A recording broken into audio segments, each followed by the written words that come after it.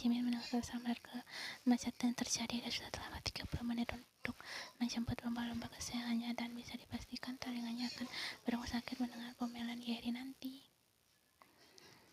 Jimin menekan klakson mobil buta, namun mobil di hadapannya tak kunjung melajukan mobil mereka.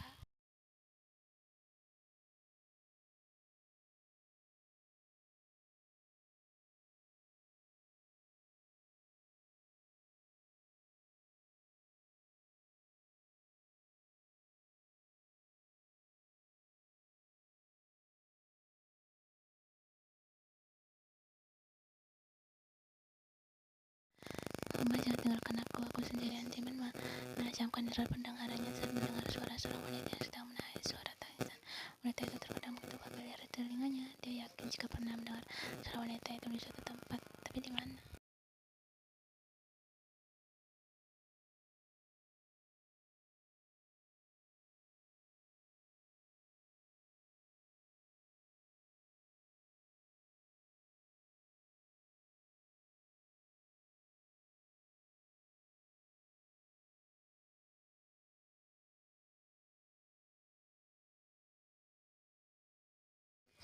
Sejenak yang terjadi, Sojin mengangkat kepalanya, kedua matanya langsung melebar menuju Jimin. Tanpa menunggu lama lagi, Sojin melarikan diri. Tak ya pedulikan kondisi mengenaskan ibunya yang ada di dalam otaknya saat ini hanyalah pergi sejauh mungkin, jangan sampai Jimin menangkapnya dan membawanya kepada Taeyong dan juga keluarganya. Maafkan aku, Ma, lirih Sojin penuh sesal harus meninggalkan ibunya.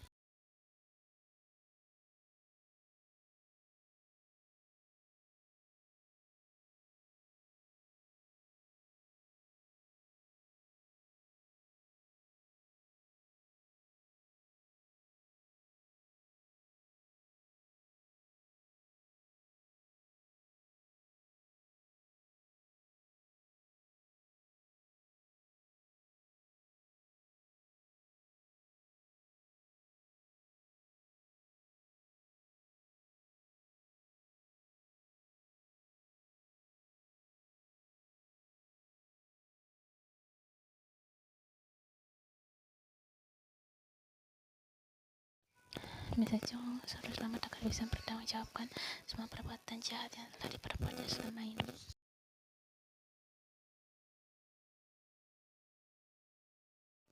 Jimin duduk dengan tenang di kursi tepat di sebelah ruang operasi. Seraya tak berhenti berdoa untuk kelahiran Mrs. Jong. Jimin menolehkan kepalanya lalu beranjak bangun dari duduknya saat melihat orang tua Yan serta Mrs. Kim berlari menghampiri dirinya. Dia memang langsung menghubungi Sahun untuk mengabarnya akan keadaan Mrs. Jong.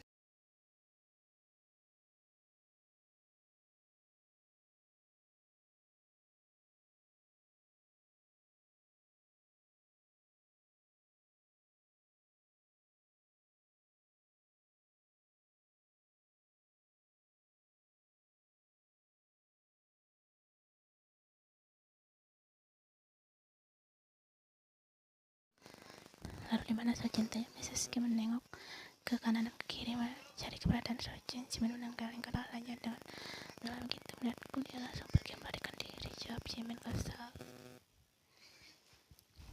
Orang tua Yan dan Mrs. Kim mengeluarkan kedua mata mereka tak percaya akan apa yang dikatakan oleh Jimin. Bagaimana bisa Sojin melarikan diri di saat kondisi ibunya sedang sekarat seperti itu? Betapa malangnya nasibnya Sojin yang memiliki anak seperti Sojin. Pikir Jiho tersenyum miris.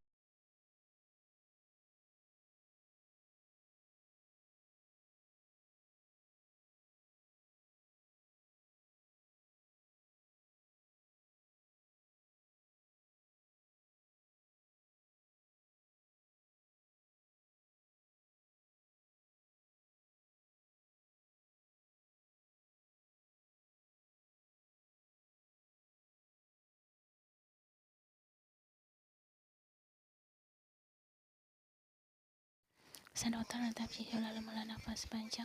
Maafkan saya, kamu sudah berusaha untuk menyelamatkannya, tapi tak ada berkata lain. Nyonya Yena telah meninggal dunia. Jelas sang dokter membuat semua orang kaget. Sekali lagi mohon maafkan kami, tanda Nyonya, saat sang dokter mengukuhkan badan.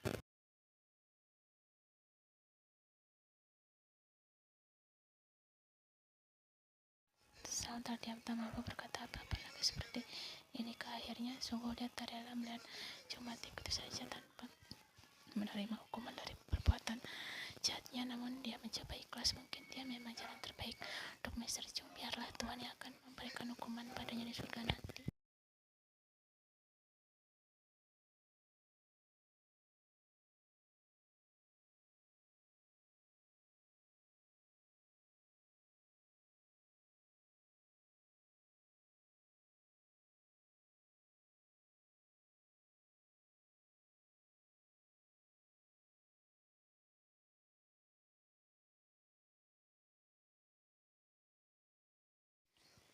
Maafkan aku, Ma, gumanya dengan air mata yang tak berhenti mengalir deras di pipinya.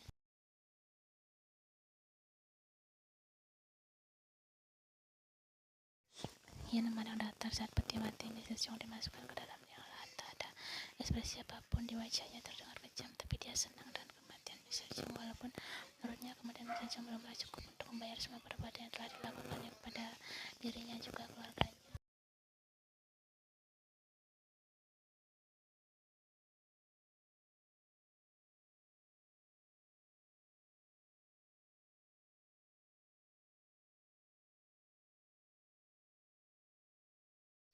Aja kita pulang, ujar Daeng setelah proses pemakaman selesai.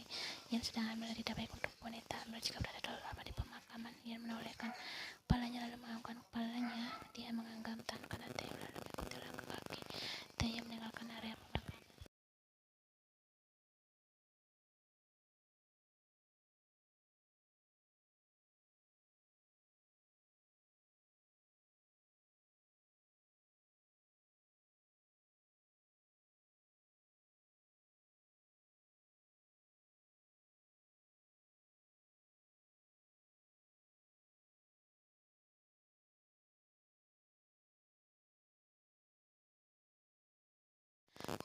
Sejun menjatuhkan tubuhnya di samping makam ibunya lalu menangis terseduh-seduh. Saya tak berhenti memanggil ibunya. Oma, jangan tinggalkan aku, Oma.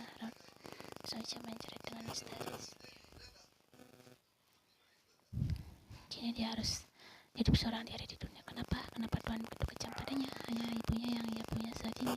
Lalu apa yang harus dia lakukan sekarang? Hanya ibunya membuat dia kuat. Lalu siapa yang akan menguatkannya?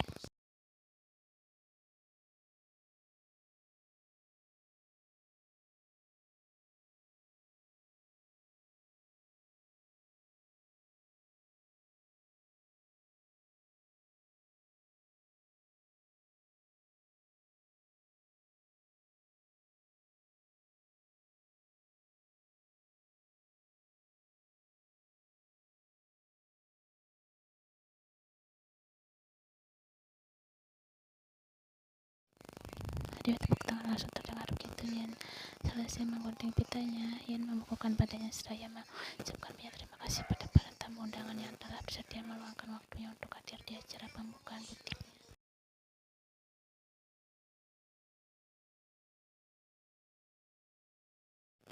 Ian menarik tangannya yang digenggam Taeyong, mengangkat kepalanya. Dia memandang Taeyong dengan wajah bingungnya.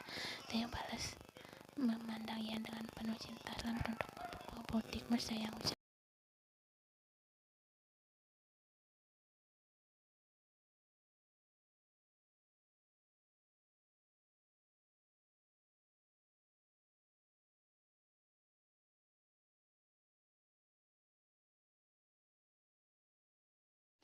Ian tersenyum lembut lalu mengambur ke dalam pelukan Taeyong. Taeyong balas memeluk Ian. Dia menyimpan kedua tangannya di pinggangnya lalu menjemputnya kepala Ian mengalahkan rasa sayangnya.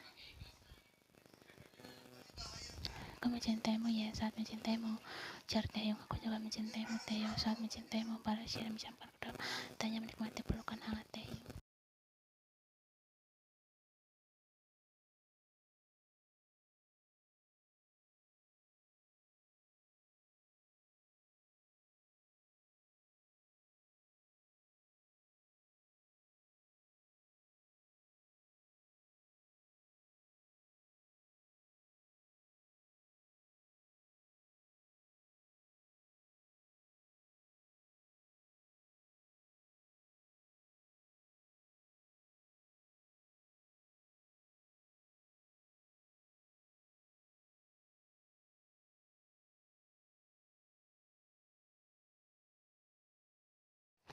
terlambat yang atas memakan waktu yang mencari Yeri dengan tulus yang tersenyum lalu balas meluk Yeri sering mengucapkan terima kasih.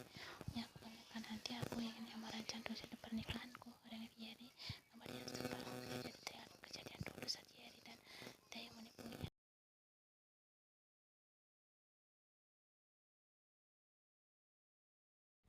Jika mengingatnya yang rahasia di hati, tapi tidak mungkin dia lakukan juga karena dirinya sendiri yang akan rugi.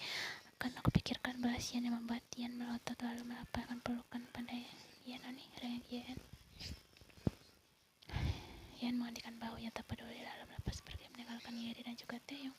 Tidak tinggal diam, Yeri langsung berlari menyusul Yen. Dia harus meyakinkan kakaknya agar dia mau merancang gaun pernikahan untuknya nanti.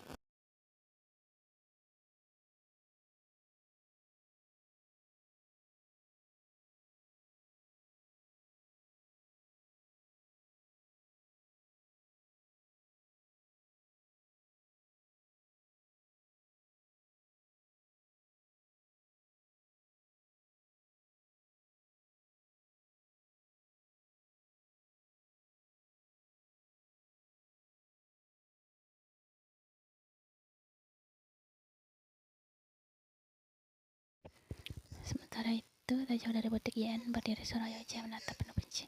Pada butik yang baru saja diresmikan Yen, dia marah kecewa sekaligus iri pada kehidupan yang penuh kebahagiaan. Kenapa Tuhan tak pernah adil padanya? Di dalam sana Yen hidup bahagia bersama keluarganya, sementara dirinya hidup menderita dan kesepian, tidak punya uang, bahkan rumah tempat untuk berlindung.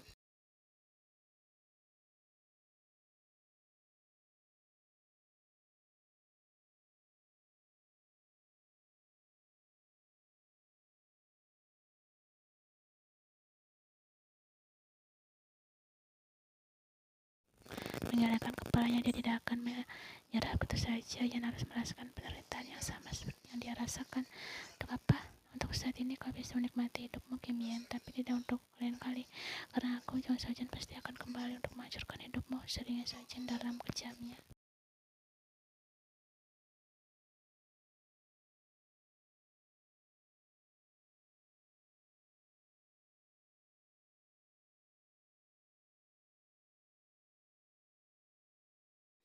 Kali ini dia mengaku kalah pada Yen, tapi tidak untuk lain kali, karena lain kali dirinya lah yang akan menjadi pemenang dalam pertempuran ini. Tunggu saja, karena dia pasti akan kembali untuk membalaskan semua dendamnya pada Yen.